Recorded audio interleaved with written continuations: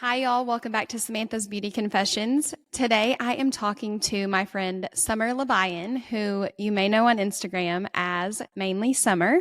Summer is a hairstylist from San Diego, as well as a L'Oreal Professional Ambassador and an independent educator. She teaches both color classes as well as social media classes. And on today's episode, she shares with us a little bit about her journey, everything from how she got into the industry, how she's able to manage everything that she does, all the different hats that she wears as a mother of three. She also talks about how she was able to land her position with L'Oreal and gives tons of tips and tricks when it comes to social media and content creation and just being a really successful influencer hairstylist in today's industry.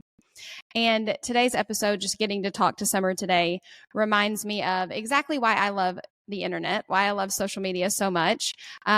Yes, it does have its bad qualities, obviously, but it comes with really amazing friendships, at least for me. And Summer is one of those really amazing friendships that I have developed through Instagram. And I know that after hearing today's episode, you are going to love her just as much as I do. So let's go ahead and welcome Summer to the podcast. Welcome to Samantha's Beauty Confessions, where we engage in authentic conversations and confess everything it takes to turn our dreams into a reality. Together, we'll unlock your unique beauty and guide you toward living the life of your dreams. Get ready to go beyond the highlight reel, embrace the journey, and grow together, one conversation at a time. Hi, Summer. How are you? I'm good. How are you? I'm good. I am so excited to talk to you today about, your story, your journey in the industry. Let's go. I'm excited. Thanks for having me. Yeah, you're an open book, you said. So we're gonna chat all things. Do you want to start off by telling a little bit about like how long you've been in the industry, how you decided to be a hairstylist, how you got into from the get-go, I guess. From 20 years ago? Yeah, from 20 years ago. 20 plus years ago.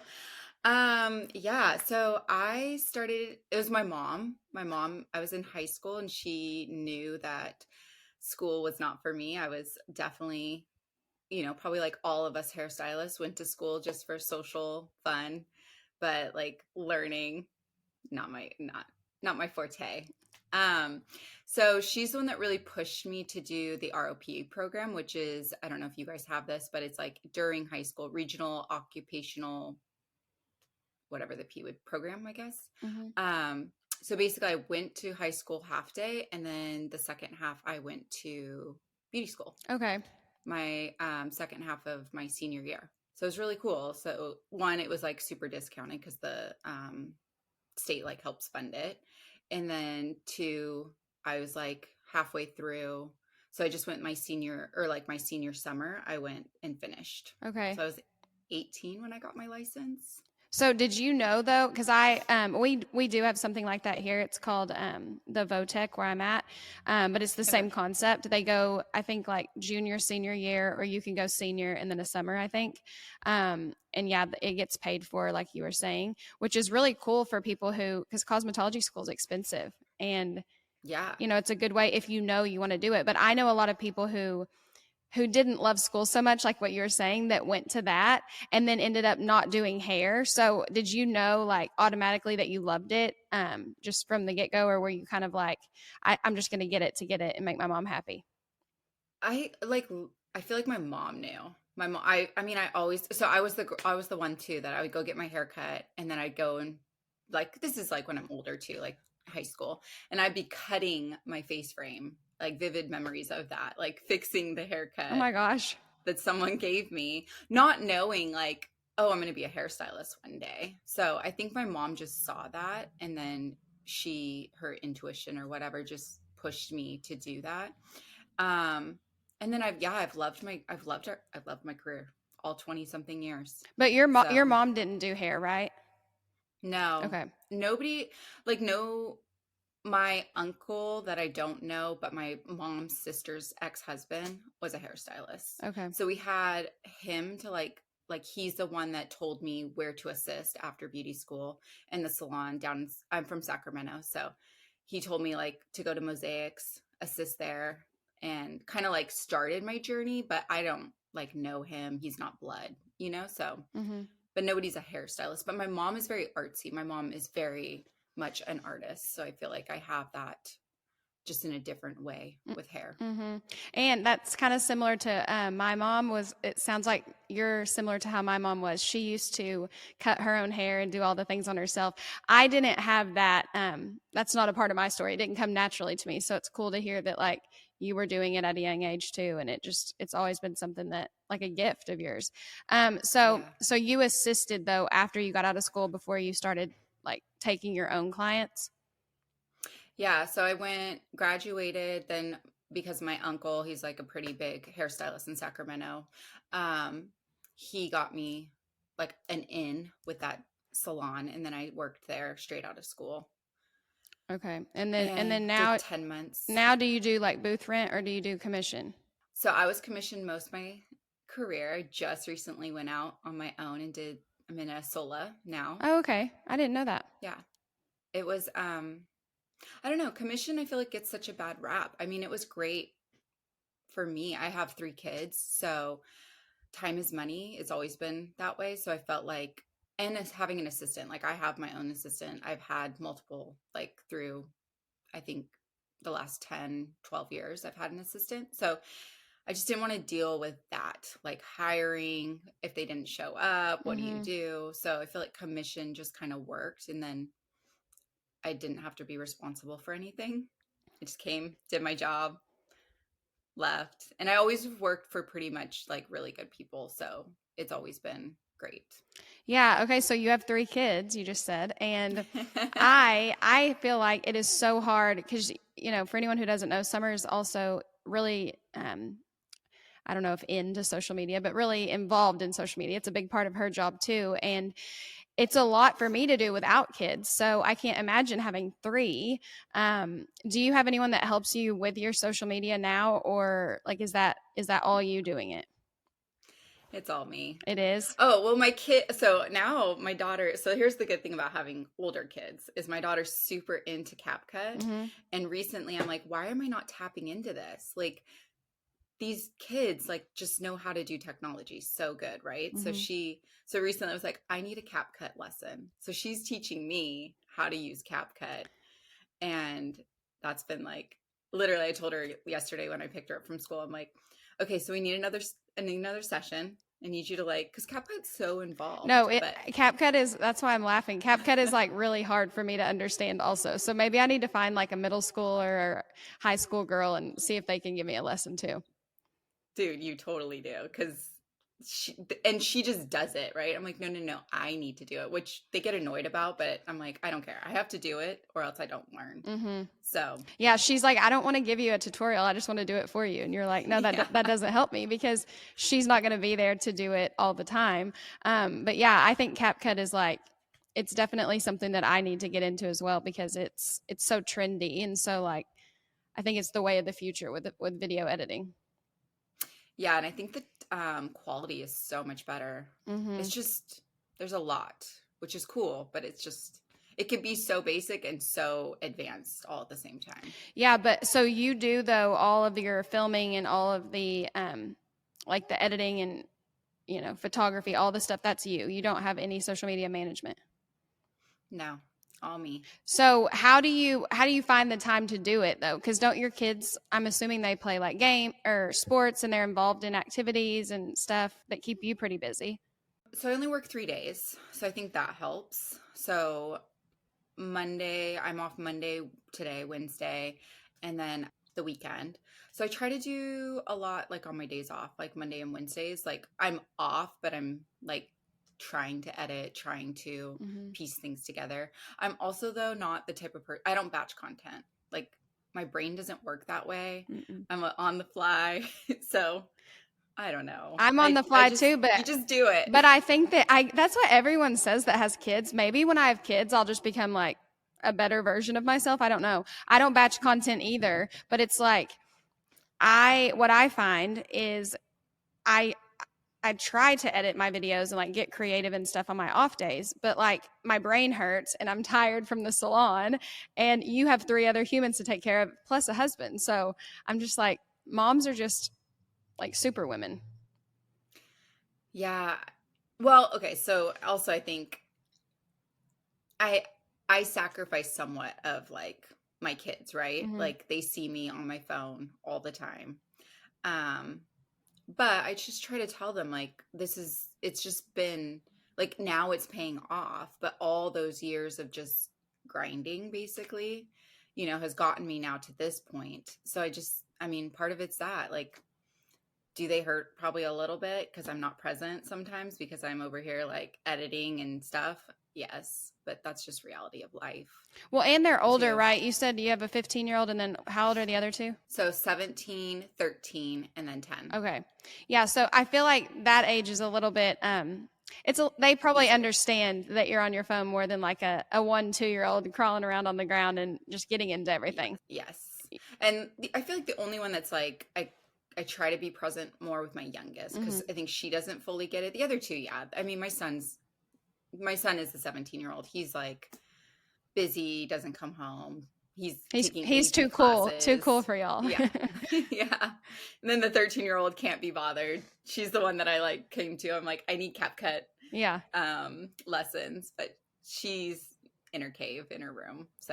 So how Yeah, they don't. you said though that like it's paying off now. How long have you been like when did you start using social media for your business? I think that I started using mine like in 2018. I feel like obviously Instagram was around before that, but I think that the hair influencer people kind of took off around 2016, 17, 18. When did you start it? Probably maybe 2019 Okay. or no, probably 2018 because I kind of did it because I was trying to like I was also the girl in the back room that was like, I am never doing social media. So to be here makes my friends laugh because I've just surpassed all of them. And they're like, who are you? Who are you? You were like so anti social media. But I feel like once I started doing it, I just got like hooked. And plus, too, like at that point, I've been doing hair for 15 years or, whatever, like a long time. So it's just kind of like another adventure, another element to this career. Mm-hmm. But yeah, I would say 2018. I was Yeah. actually anti social media too in the beginning, which is crazy. I think that I don't know what it was for you, but I think for me it was just like I saw the benefit of it, but I didn't think that no one ever thinks that they'll get there, right? Was that how it kind of was for Mhm. you, or why were you against it? Just like the time commitment, or what was it? Yeah, I think time commitment. I didn't really get it. Like, I'd done hair for so long before social media, so I didn't need it for a clientele. Like, I already had an established clientele, so I think I saw it as like, oh, well, people are using this to build a clientele, not the whole like. I don't think the influencer world was like Mm-hmm. that big at that time either. And it wasn't until like I decided I was going to leave my salon after 10 or 12 years of being there that I was like, ooh, okay, I need a social media. Like I have no portfolio. I have no way of showing people other than like I have a clientele, Mm-hmm. but like why I was looking for another salon that's going to be like advance my career. Mm-hmm. So I kind of started it because of that. Yeah, and I think that, there's so many ways that people can use social media, like building a clientele is one, but what you just said's another. And then some people literally just start it because they know they want to do like influencing. There's just the sky's truly the limit. But as far as like the imposter syndrome of it and stuff, did you ever experience that at all? I'm like all the time, girl. I still do. I Some know. days I'm like, what? What am I doing? Like, do people even care? Like, who am I? I don't know. It's a wild. Social media is like a wave, right? It's like great, then you're crashing, then you're great again. It is a It's a wave. wild ride. It's Yeah. a big wave. But I almost think that like now, when we started it, it was a little, I don't want to say easier, but it wasn't as saturated. Like now I feel like it's super saturated. And so that kind of messes with you even more. I give props to like new stylists now that are just starting their pages because it's like, it's a, it's a crazy world out there in the digital space. Oh my gosh, it's so hard to grow. I mean, it can be done, but it's just, yeah, same. And I also think like, oh my gosh, what if I would have started even sooner? Like it was so much easier. in the I beginning. know. Like, yeah, So much easier. I when I lost, I don't know if you knew, but I lost my page for a hot second in March. Mm-hmm. And that was like, I was like literally telling my husband, I'm like, I can't rebuild. I can't. I don't know what I'm going to do. Like, I don't want to start from zero again. Did, It would be did you so did you hard. have the blue check mark when you lost it? Yes. Because Krista was on the podcast like a few weeks ago and she was talking about her situation with that. But so do you still I'm the have? one that broke the news to Krista, actually, You are? because we were like part of the same. We were like the same group of people that got hit, and I called her and I was like, "Hey, girl, you lost your account," and she's like on a date with this guy. I don't know if she told No, you she that. she's like, you're ruining my night. Yeah, she's like, "What are you talking about?" I was like, "Oh, you don't know? You're Sorry." like, sorry to ruin the date. I'd have been if I Yeah, was on a date, I would literally be like, I have this date's over. Like my career's over. I got to go home and deal with this. literally. I mean, they're still together, so it worked out. But yeah, I mean, we were on the phone. I mean, me and her are like best friends, so we were on the phone for like at least 20 minutes, like talking about it. And I don't know, that was Do wild you too. still have the blue check mark after that? I just got it again. And why did I do it? I got it because I was trying to validate my Facebook because so Katie, KTB Hair, kind of was like the person that helped a lot of us get it back.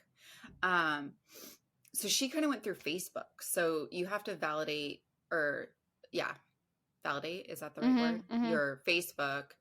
So then, because if you lose your Instagram, you have no way of getting a hold of anyone. Mm-hmm. So the blue check almost becomes irrelevant, right? Mm-hmm. So now I pay for both. So Instagram has now gotten more money from me because I pay for Facebook and Instagram in case my Instagram goes, then I just through Facebook can message somebody because I'm verified. Yeah, that's what Krista was saying to do, and I actually went and did it after our episode because, yeah, it's our job, and like that's what's like.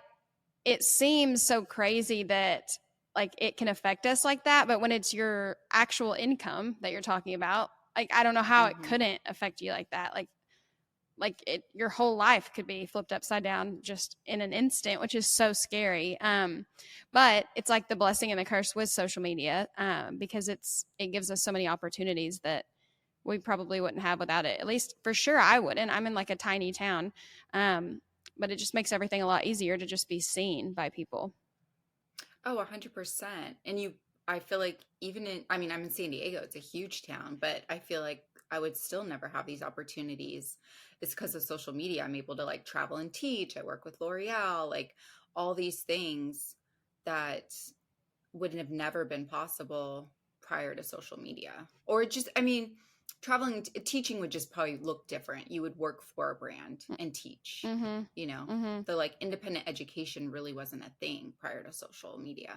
Yeah. So how did you get into like the education part of it? Like, was it just, like how far into your career would you say that happened?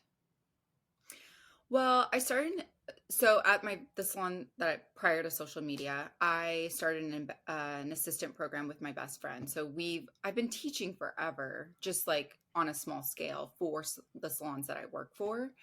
And then that's kind of why I started. So I started social media to leave my salon. Then once I did that and got to my next place, I really was like, okay, my next goal is to teach and teach classes. And so I knew I needed to build my social media so that people knew who I was. Mm-hmm. So that's kind of how I got into it. So probably it was after 2020.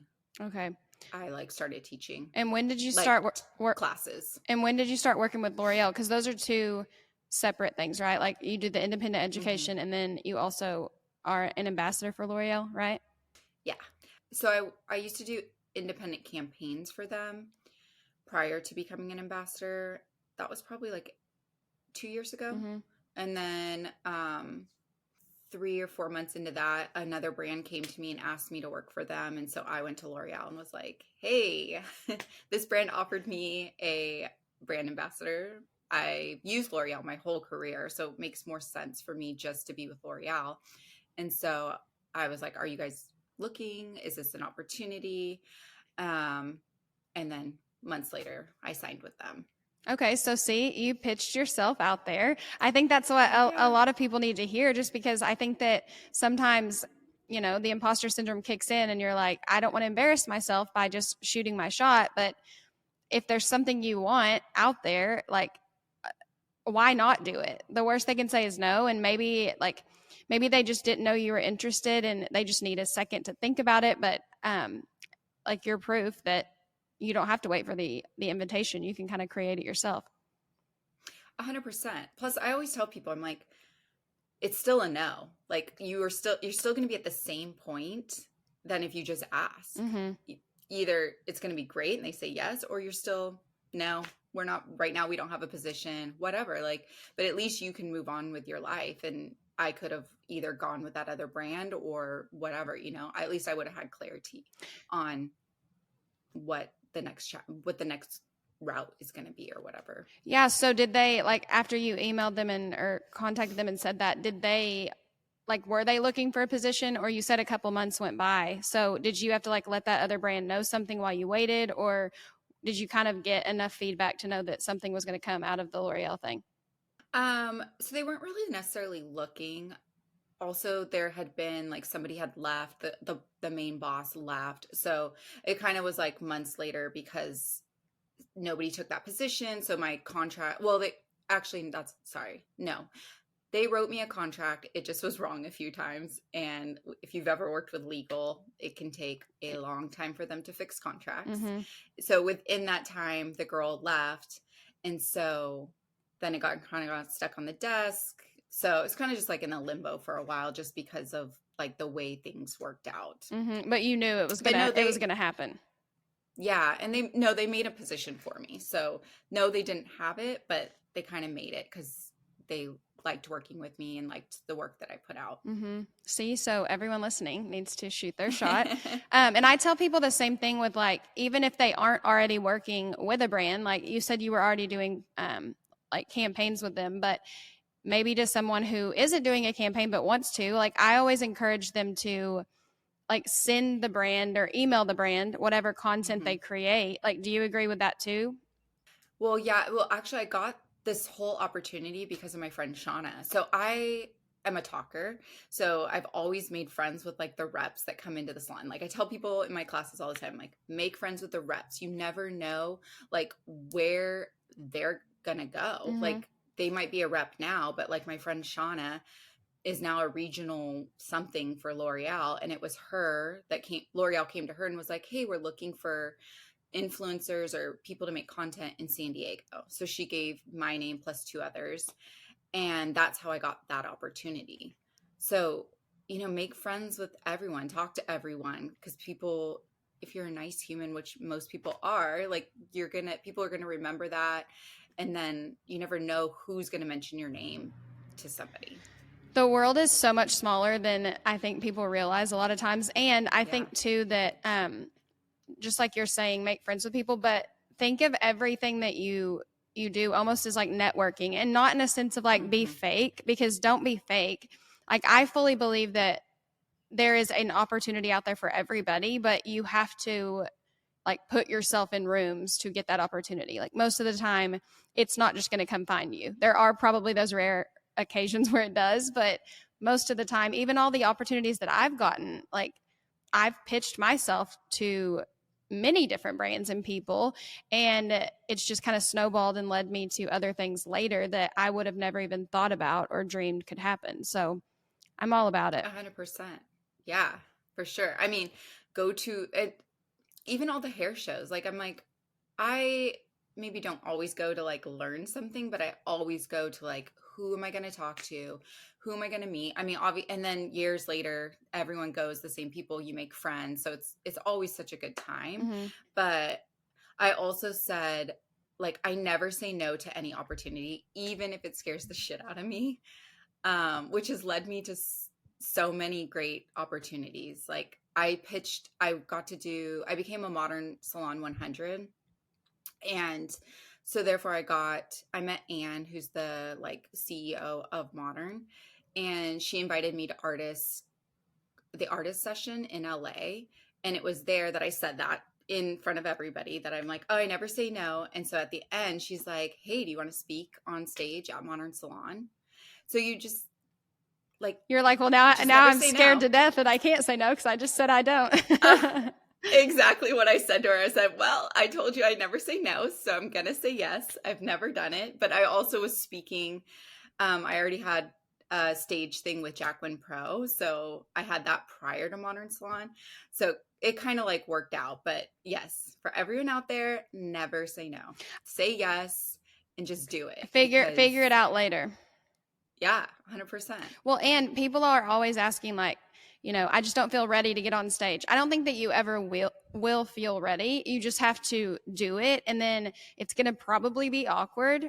Like the first time I went on stage, awkward. I still get nervous when I go on stage, but it's not as nervous as I was the first time, and just each time's going to get easier. But yeah, I fully agree. And I even tell people, this could be like controversial, but like, some people don't want to do things if they're not paid, or if they're not paid as much as they think they should be. But I'm of the mindset that like, as long as it's something that you want to do, that's going to get you closer to whatever that end goal is. Obviously you don't want to do it for free forever, but like, if you do it for free the first time just to prove that you can and show your abilities, like, I think that's a really good opportunity for, the rest of your career. 100%. I mean, I do lots of things unpaid. Well, not a lot, but I did in the beginning so much, right? Where it's now gotten me to where I am. But yes, sometimes things are just about exposure, like getting your name out there, people seeing you. It's not always about the money, for sure. Yeah, and no educator or influencer or anybody like was a pro at the beginning. I mean, you just nobody probably thinks about it though, because like those videos and stuff are so far down on their feed, but if you scroll far enough down, like you will be able to find something. And don't compare yourself to like the now version of those people. Like, compare yourself to where they were, where you're at in your career. 100%.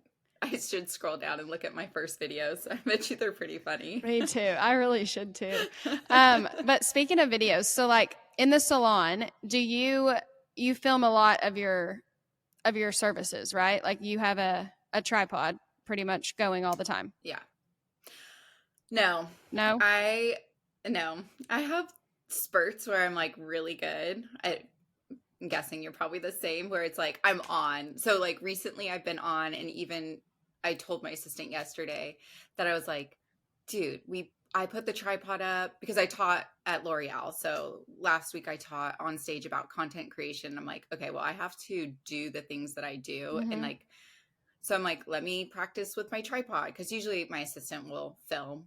Sometimes I'll bust out the tripod, which actually, honestly, I love the tripod because it's stable. It doesn't move. It gets everything. And I was telling him that I'm like, okay, I just need to put the tripod out because I have so much content now that I'm able just to go through and make videos versus like the spur of the moment when I'm like, okay, just film this. And then it doesn't really, there's nothing to it because I didn't film enough. So yes, the tripod is great. And I need to be better about just putting it out all the time. But I also double book. It's super busy, so it's not always ideal. I know. I'm the same way, and I go through phases too, but the thing about having something going all the time, because that was actually one thing I was going to ask, is if you prefer to film your videos like longer, or just like little short bursts of whatever it is you're trying to get. Like, I think that longer is better because then you can go in and cut it up and like, narrow it down to what you want to use, and you have multiple videos. And like you said, they're stable. But the thing about that is the storage space, because I mean, even with like a 1 or 2 terabyte phone, like shit fills up. So I'm still good. My husband bought me the most, is it 2 terabytes? Yeah. I don't even know. He got me the highest phone. Love him for that. Like, he went and got me the new 15 Pro Max last year, and he's like, she needs the biggest one. So I don't have any issues, but I also don't film in 4K. I'm trying to see like what storage. I'm trying to see if people are watching on YouTube and I'm looking down. I'm trying to see what mine is. I think it's the terabyte, but yeah, it's slowly but surely filling up. I don't use 4K either though, so maybe I'm glad to hear you say that because I get a lot of like hate when I talk about that in my social media posts that, 4K is the best quality. And it is, but it also drains It's your phone. Well, Instagram can't support 4K, so it compresses it regardless. So why would you film in 4K? And yes, I did a campaign for Olivia Garden and I was like, I'm going to do 4K. This is going to be so great. I have never been so pissed off at my phone because my phone like collapsed. Like it wouldn't work. The storage was maxed out. I couldn't pull my videos off. I had a deadline that this video had to be.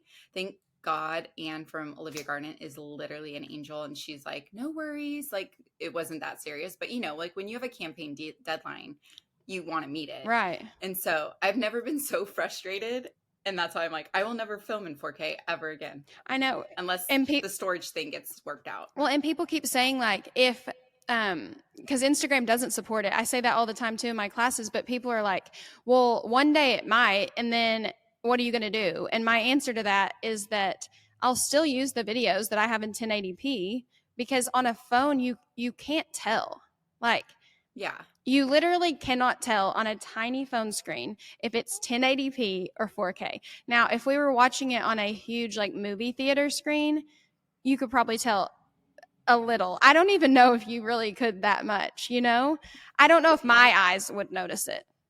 I don't think, let's be real.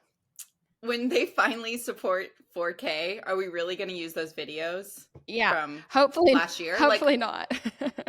I mean, I don't even know why I saved so much stuff because I go back and I'm like, oh, I'm never going to use that. Like all of 2020 with all the masks, I'm like, why do I even have this content? I Mhm. will never use that ever again. So do you delete it? No, I haven't, but I've thought about it. I have a little drive. I'll put a link to the little drive in the description of the episode so y'all can get it if you want it. But I got it for at Premiere Orlando this year. I actually recorded on my phone my whole segment because I wanted to be able to get it in like the vertical like format. And those videos are like 45 minutes. And so I don't want them sitting on my phone. So I got that little drive thing and you just plug it directly in and it opens up this app. And it's basically like a little thumb drive for all your content. Now, what I will say is if I ever lose that, those videos are gone. But I'm just hoping that I keep it in a safe place, knock on wood, and I don't ever lose it. But I would do that if you want to, if anyone listening like needs storage space. Do you use a camera? I don't. Do you? Okay, I do. So I've just put my thumb drives in my camera case. So wait, they're just there. So you film all your content on a camera? No. So my salon now that I'm at is the lighting is so good that I just use my iPhone. Like I've never been able to use my iPhone to take photos. I film all my videos on my phone regardless because I feel like the camera's a little dark. Like the aesthetics, not what I love. I love the iPhone for video. But I used to take all my photos with a camera. And I just think, but I took all my photos outside because our salon lighting wasn't great, or it wasn't my aesthetic. So outside photos, a camera is like perfect. You need it because the iPhone doesn't adjust the saturation good enough outside. So the photos always look blown out. They always are super warm. For me personally, like where I work. So I always used a camera.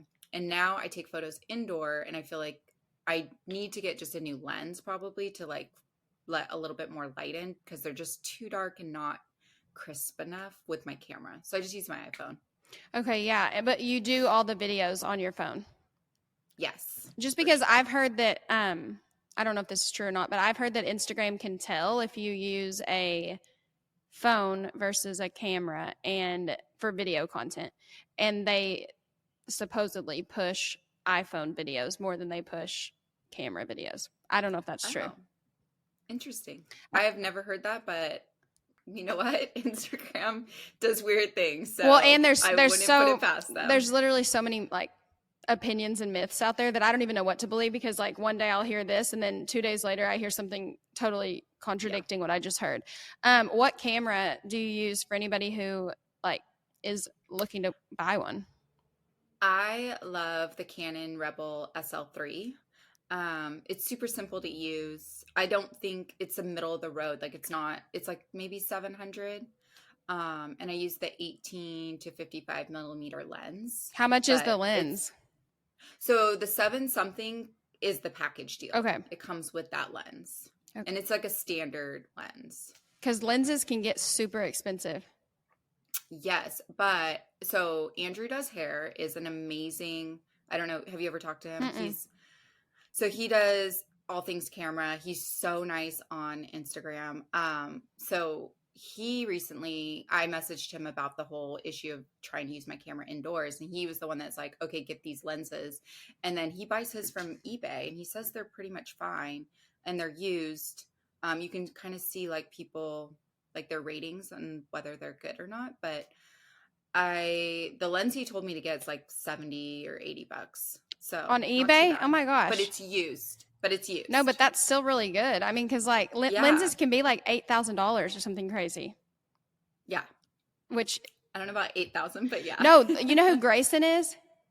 Oh my gosh, Grayson spent $8,000. I don't know if it's 8, but it's for sure 5 or 6. I mean, it's up there, and he said it at a class. But his lens like edits for you, like you just That's put it on crazy. and it blurs the background. I need to confirm with him now that I'm like outing how much his lens is. I really don't 100% know, but it was a lot. I mean, it was pretty It's close. the to that. 85, right? The 85 millimeter ones. I don't know. It's big. Like it's a big, huge lens. Like it intimidates the shit out of me. And that's what I think cameras do to a lot of people. So it's good to know that like the one you have isn't super complicated. And then do you do your editing? Like how do you edit your photos? So I love Lightroom. So I use Lightroom now for everything. I feel you can't, so the only downside with iPhone photos is that you can't put it in a million apps because each time you put it in an app, it takes away a little bit of the quality, right? Versus like a phone or a camera photo, it already is a higher quality. So you can put it in multiple apps and still have great quality. Mm-hmm. So I feel like Lightroom really allows me just to like do most things. The only thing it doesn't do is like face. So like if somebody's faced on and I need to like edit a little bit of their face, I'll put it in like Facetune. Okay. Just to like smooth. I tell my clients I will never post a photo that I wouldn't want posted. So yeah, and I think Grayson uses that Face app. Maybe it's just called Face. No, it's Face App. Do you use that too, or no? Sometimes. So Face App I love. I'm like, you want to like filter the shit out of your face? Face App. There's that. Yeah. It can make you look real good, too good, maybe some may say. Like catfish. I'm like, ooh. For sure. I mean, but if you like, if someone doesn't have makeup on, because you can like put like a light makeup on people just with the touch of a button, which is so crazy. You can like, if y'all have never looked at that app, you should. You can like put new teeth. I mean, you get like a full set of veneers with Face App. Oh my gosh, you totally can. The app's wild. I mean, I love it, but I feel like I would just suggest to people like 1, maybe 2, do not go higher, because then I feel like you're venturing into this little AI-ish controversy on Instagram. Yeah, and honestly, you don't want to look like what you don't look like, you know? Yeah. I think Lightroom's great because you can just like select the places that you want to edit, and that way it doesn't get into the controversy of like not being real of like what the hair looks like. Yes.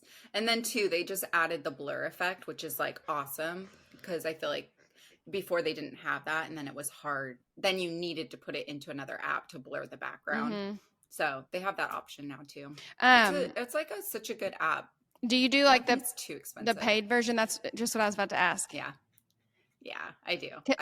I'm like, you don't even want to know. I don't even know what my app payments for the month. It's insane. I don't either. How much I pay for. But I know that I get a lot of emails like your Apple subscription receipt, and it's like, shit, I have no clue what that's for. Like Apple tricks us because they just call it Apple, so we don't really know like the 12 million apps we're paying for.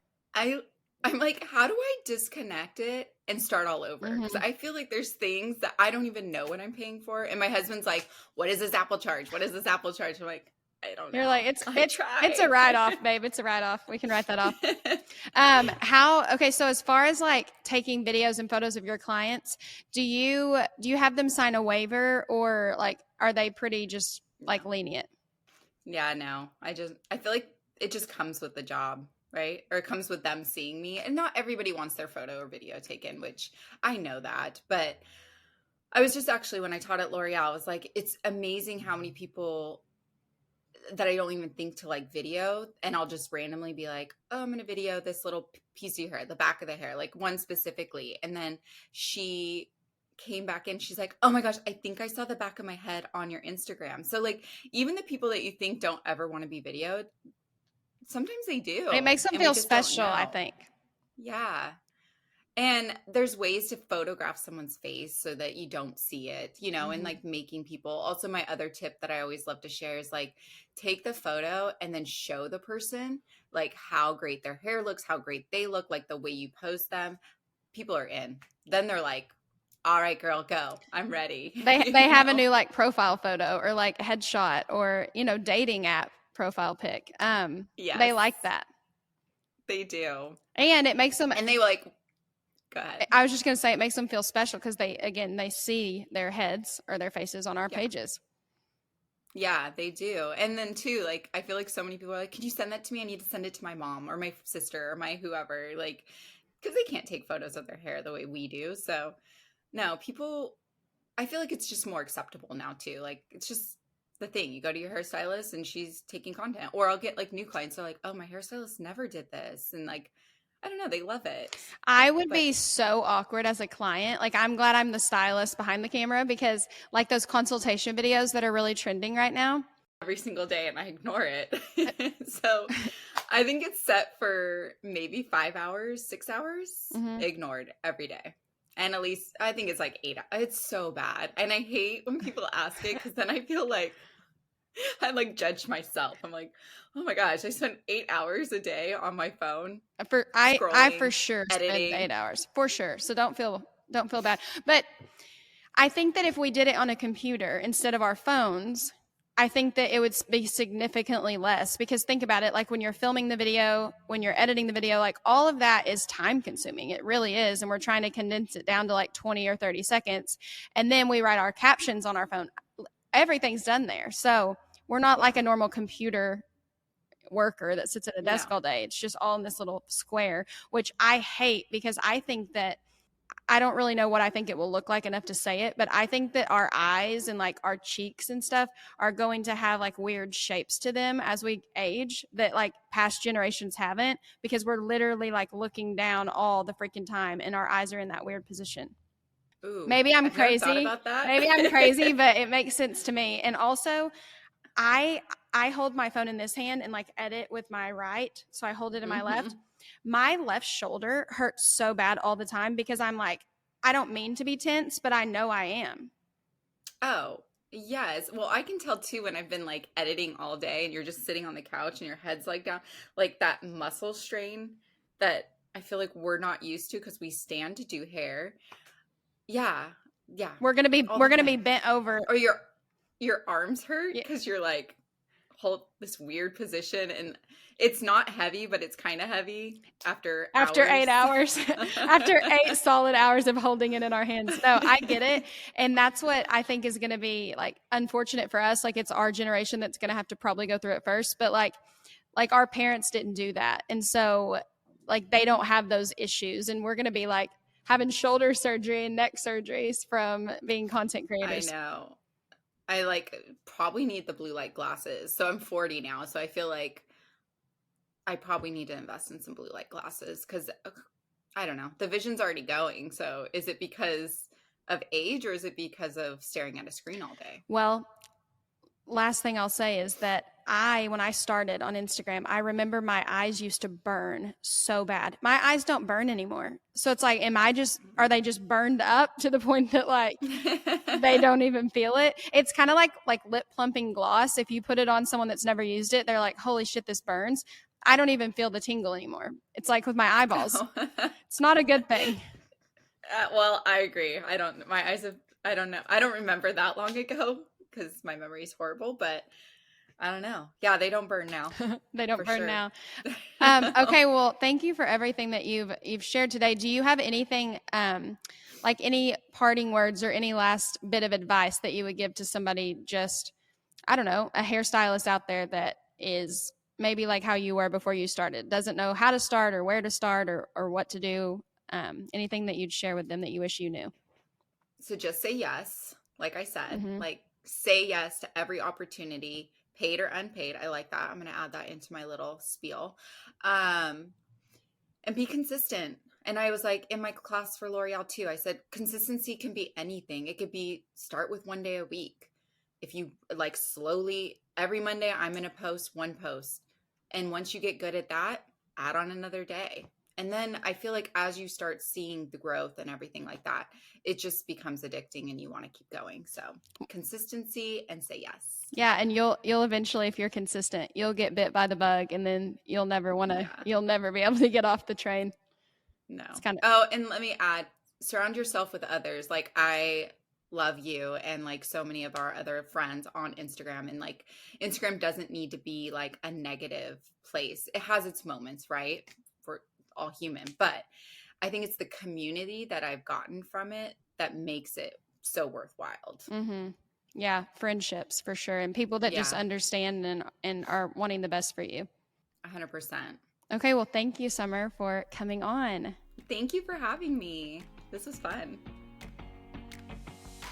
Okay, y'all, that's it for today's episode. Be sure to follow the show on whatever platform you're listening and leave a rating and review to show your support so we can continue growing together. If today's episode really resonated with you, you can always share it to your story and be sure to tag me so I can personally thank you. I appreciate each and every one of you, and I'll talk to you again next week.